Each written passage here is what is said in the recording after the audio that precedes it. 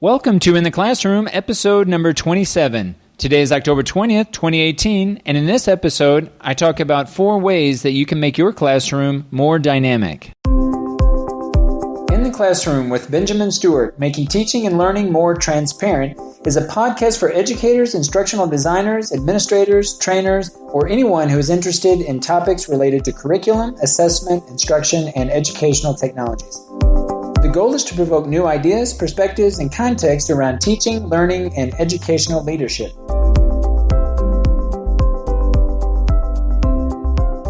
Okay, today I want to talk about instructional learning episodes, and I want to think about within the context of maybe situations where we find ourselves getting in a rut, teaching the same way over time, looking at our lesson plans that we've perhaps taught many times, maybe even years before, and getting into a routine where maybe our teaching practice and experiences are mundane, and probably if they're mundane for us, they're probably mundane for our learners. If we're bored as teachers, I think it's not a stretch to think that our students perhaps are bored as well.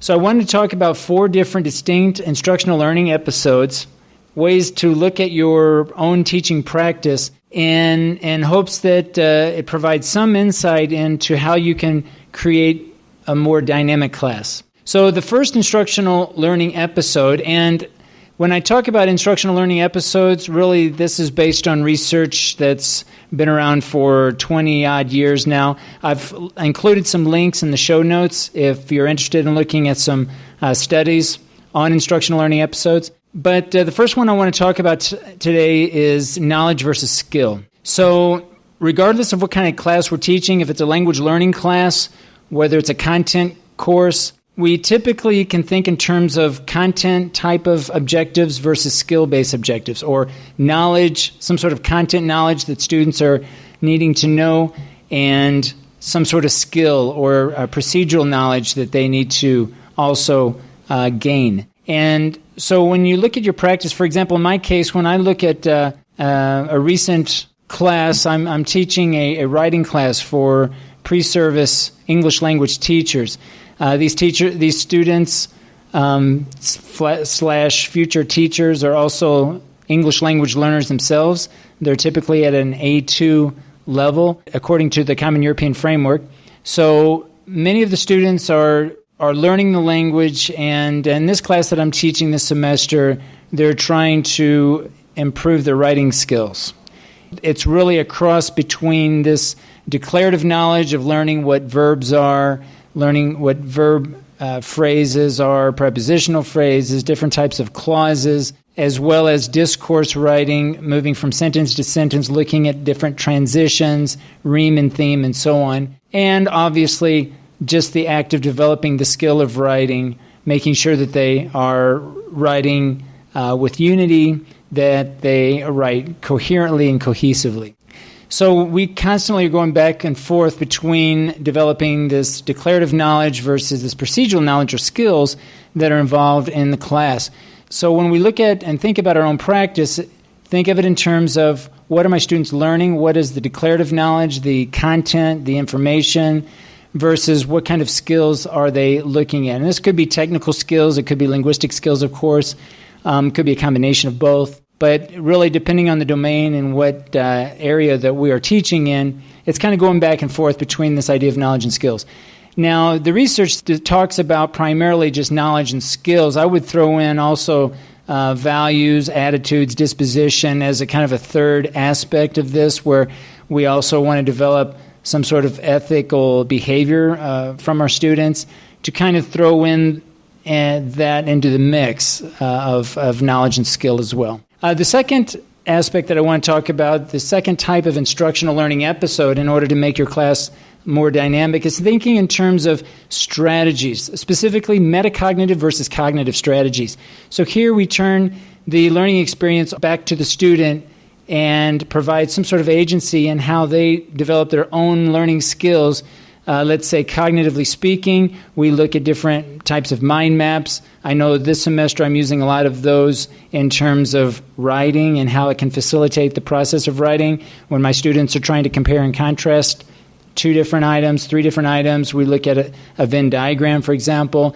We've used different organizational charts or organizational graphs to facilitate the process of writing a paragraph, which is really the end goal for this particular writing class. And so it really looks at, cognitively speaking, looking at the different strategies to see how students can use these different strategies or mind maps or some sort of cognitive map that they can use in order to build schemata that really helps them develop their knowledge and skills. Metacognitively speaking, we can look at terms of how we can facilitate the process of students thinking how they learn best, whether it's working with others, how they maybe resolve conflict with their partners, cognitive conflict, where they are trying to find ways to best work together for a particular task in class, and instructors, how we can facilitate that process. So really it's about us to helping students bring about a greater awareness of how they can learn more about themselves as learners, and both in terms of cognitive processes and metacognitive processes. You're listening to In the Classroom with Benjamin Stewart, where each episode poses a through-line question or problem intended to generate dialogue around current issues that affect educational stakeholders who are concerned with improving learning outcomes. If you have anything to say about today's topic, send your comments and questions to www.benjaminlstewart.org.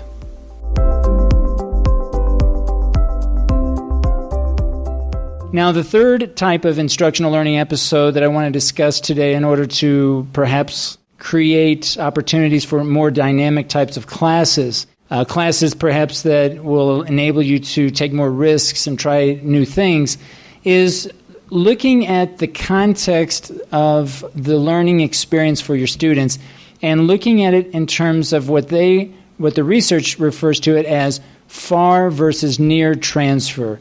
So a far transfer experience let me back up. We'll start with the near transfer. Near transfer would be a very similar context.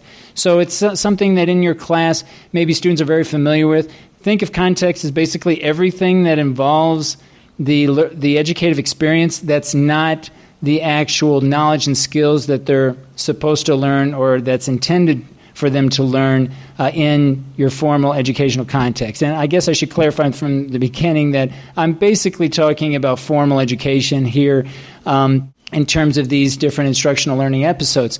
But looking at a near transfer would simply be that students are very accustomed to experience similar context where they're developing their knowledge and skills. In contrast, far transfer would be those new contexts where we bring about maybe a slight variation of a context where they need to adapt and really apply, perhaps in a different way, what they learned in maybe a similar context in a prior class, for example, or a prior lesson. In my case, looking at my writing class, a similar context would be the actual writing process itself, since we typically move week to week, beginning it on Monday and Tuesday, really brainstorming and reading and trying to generate ideas, trying to help my students generate different ideas and vocabulary that they can later use that week in developing their own paragraph. Midweek, we typically are going through some sort of organizational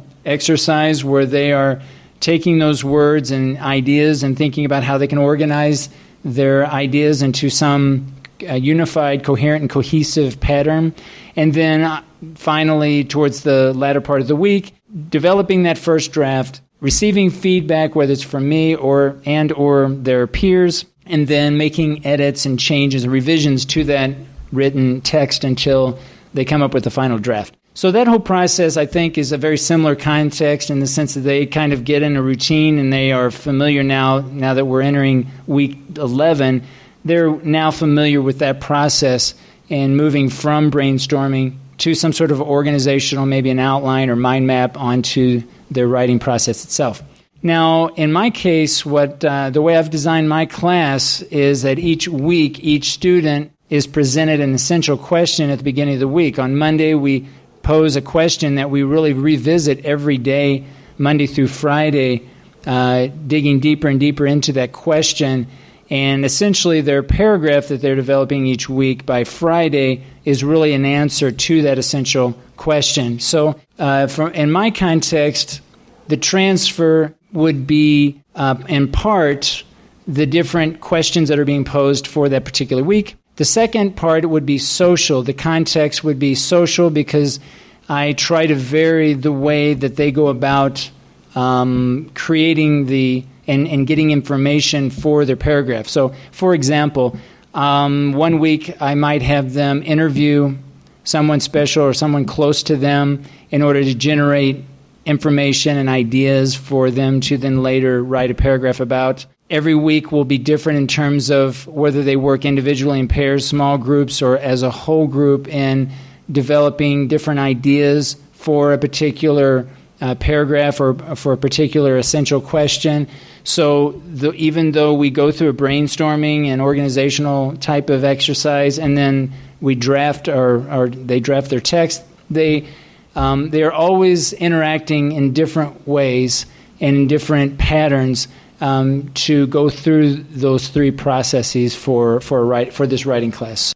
So that's really the way that I vary slightly the context.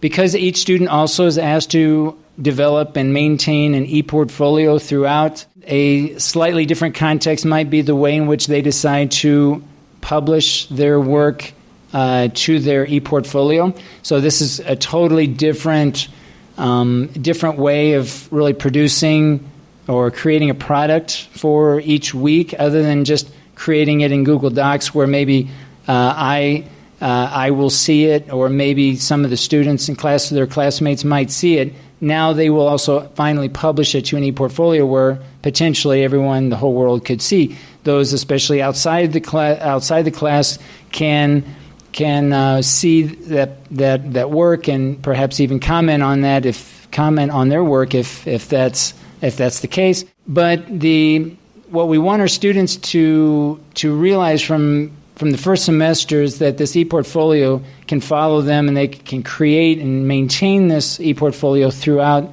their learning process in the bachelor's degree program. So when they graduate and are looking for that teaching job, that they can have this e-portfolio to complement their resume and their cover letter. So context. The last instructional learning episode that I want to talk about that can perhaps allow you to look at your classes in a more dynamic way is this idea of reproductive versus productive activities. Reproductive being less complex. So activities where maybe they are memorizing dates or memorizing words or vocabulary lists. Basically this rote learning process where they might be filling out handouts and they might be just kind of memorizing different text and dialogues, versus a more complex situation, a more productive type of class or activity where they're actually generating language, for example. They're generating knowledge based on different context, different ways of thinking, different types of knowledge, and really bringing together, I think, the other three instructional learning episodes and having them be more creative. If we think of Bloom's taxonomy, we can think of creativity and the students being able to analyze and synthesize towards the top of the higher order thinking or critical thinking skill level, but really trying to incorporate maybe a mix of these reproductive versus productive activities, moving them and helping them or trying to facilitate the process of them being more productive as they gain knowledge and skill. So you can see there's a close relationship between each of these four instructional learning episodes. This is nothing new, but I think it's worth mentioning again, even though this has been in the research for 20 plus years. I think it's worth looking at it within our own context. Again, whether we're teaching language teaching context, whether we're in a language classroom or a general education class, looking at the different ways that instructional learning episodes not only differentiate between these four, but also how over time we link these different types of episodes one to the next, one day to the next, or one class or one lesson to the next. Maybe taking a unit, whether that's 1 week, 2 weeks, 4 weeks, whatever the case may be, but looking at how we can build lessons over time so that students are moving towards more complex activities, that students are learning gradually to maybe become familiar first with similar context, and then they move on to new context. Finding a way to help students' awareness of them as learners themselves and recognizing what works for them, what doesn't work for them, and finally really looking at this relationship between what they know, what they understand, and what they can do, and what skill-based can they demonstrate for others to evaluate, to assess. So I hope you find this useful. Instructional learning episodes. I'm always curious to hear what other teachers have to say. If you have anything to add, feel free to leave a comment, leave a question at my website, www.benjaminlstewart.org. And any questions that are posed there, I will always consider those for future broadcasts. So provide any type of feedback. All comments are appreciated and welcome. And I want to thank you for listening, and I'll see you in the next broadcast. Thanks for listening to In the Classroom with Benjamin Stewart. If you want to be part of the broadcast or just would like to leave feedback about the show, leave me a message at www.benjaminlstewart.org. In the Classroom, encouraging educators to think and do out loud.